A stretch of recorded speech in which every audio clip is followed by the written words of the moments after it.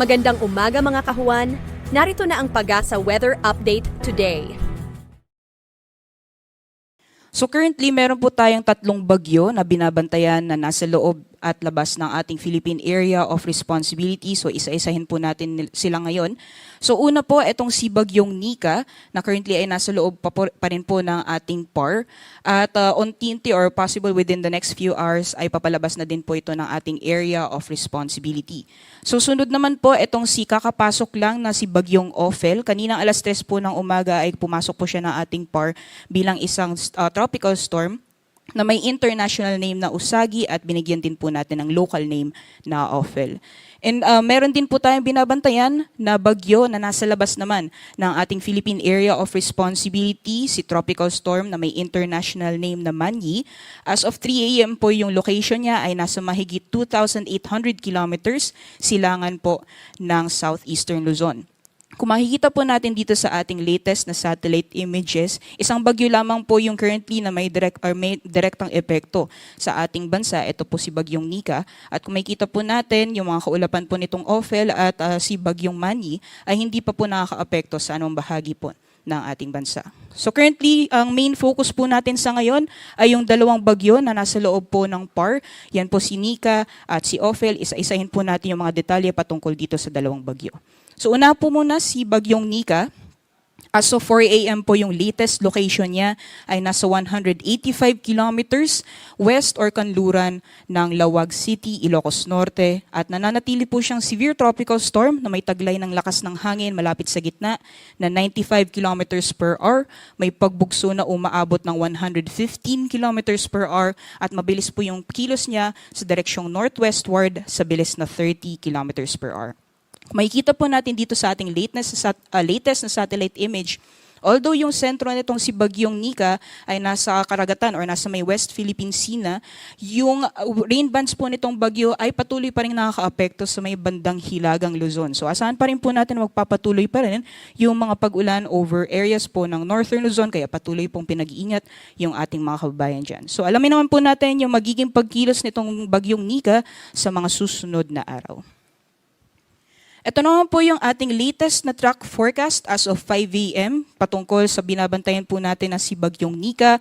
Meron po tayo yung central track ng bagyo or magiging pagkilos nitong si Bagyong Nika sa mga susunod na araw. At meron din po tayo yung intensity forecast or yung kategorya or lakas ng bagyo na posible pong makaranasan itong lakas ng bagyo sa mga susunod na araw. So nakita po natin sa ating latest na track forecast na mananatili po siyang severe tropical storm category habang nasa loob ng PAR at maaari po siyang lumabas ng PAR mamaya or sa susunod na 12 oras. So for now po nakikita natin na unti-unti po niyang babaybayin yung area ng West Philippine Sea bilang isang tropical storm hanggang tuluyan po siyang humina bilang isang low pressure area dito po sa may southern portion ng mainland China.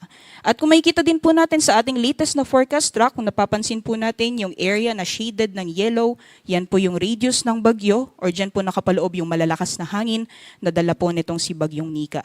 Kaya naman kahit nasa karagatan na po yung sentro nitong si Bagyong Nika, ay nakapaloob pa rin yung ilang areas ng Northern Luzon sa radius ng bagyo, kaya maaasahan pa rin po yung malalakas na bugso ng hangin na dala po nitong Bagyong Nika. So dahil po dyan, patuloy pa rin pong nakataas yung signal number 1 sa may bahagi po or sa mga lalawigan ng Ilocos Norte, sa northern portion ng Ilocos Sur, northern portion ng Apayao, northern at western portions ng Abra, sa western portion ng Babuyan Islands at northwestern portion ng mainland Cagayan. So possible pa rin po yung malalakas na bugso ng hangin dadala po nitong si Bagyong Nika.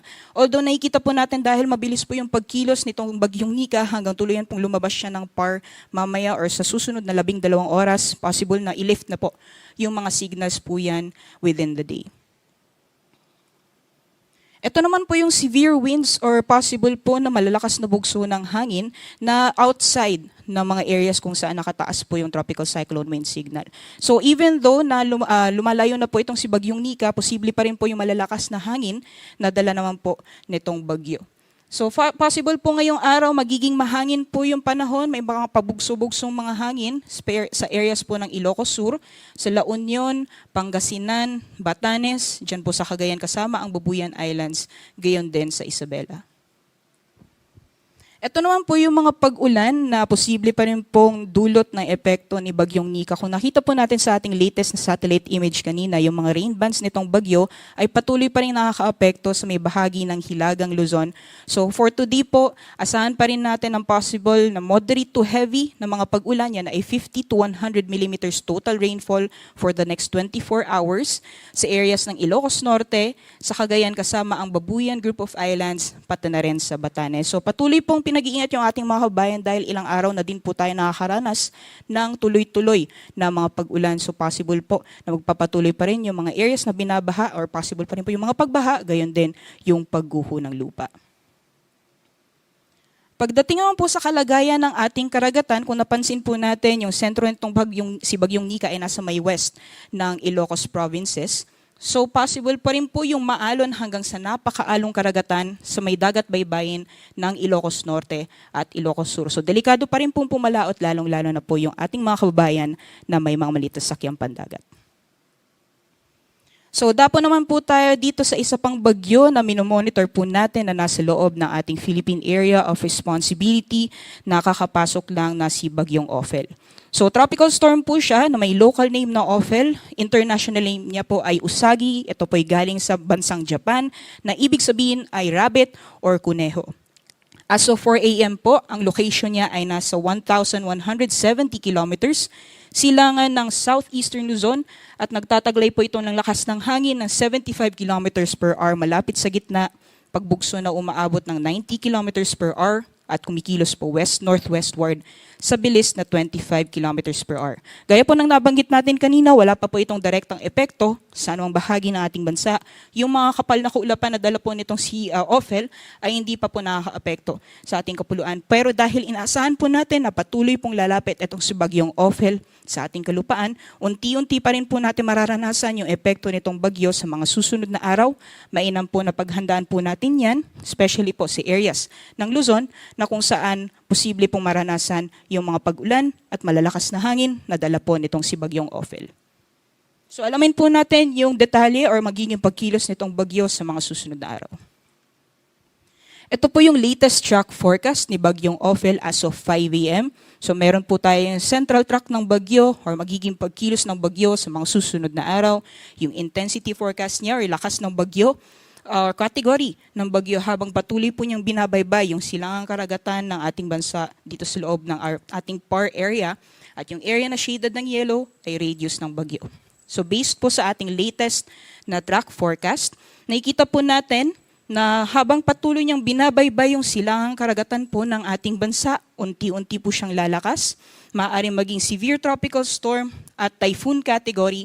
Pagdating naman po ng Wednesday, meron po din po tayong landfall scenario sa may bahagi naman ng northern Luzon, pagdating po yan ng Thursday afternoon or Thursday ng gabi. So nakikita po natin, itong area na shaded ng puti, yan po yung forecast confidence cone or forecast probability cone. Yan po yung areas na maaaring daanan pa rin ng sentro nitong bagyo sa mga susunod na araw. So hindi lamang po sa may area ng Northern Luzon ang possible landfall scenario din, possible din po sa may area ng Aurora. So nakapaloob po sila sa ating forecast confidence cone.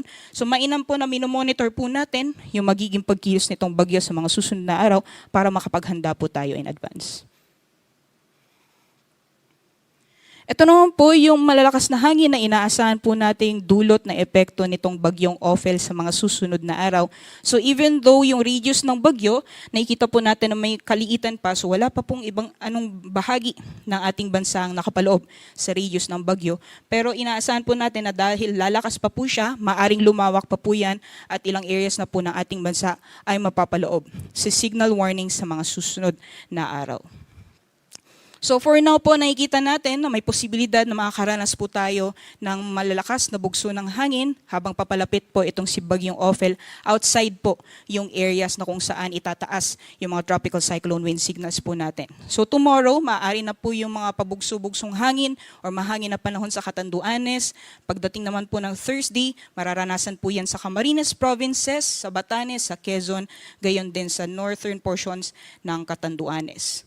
Pagdating naman po ng Biyernes, maaari din po maranasan yung mga pabugso-bugsong hangin sa Isabela at sa northern portion ng Aurora. So review lang po natin yung ating track. nakikita po natin na magiging mabilis yung pagkilos nitong bagyo.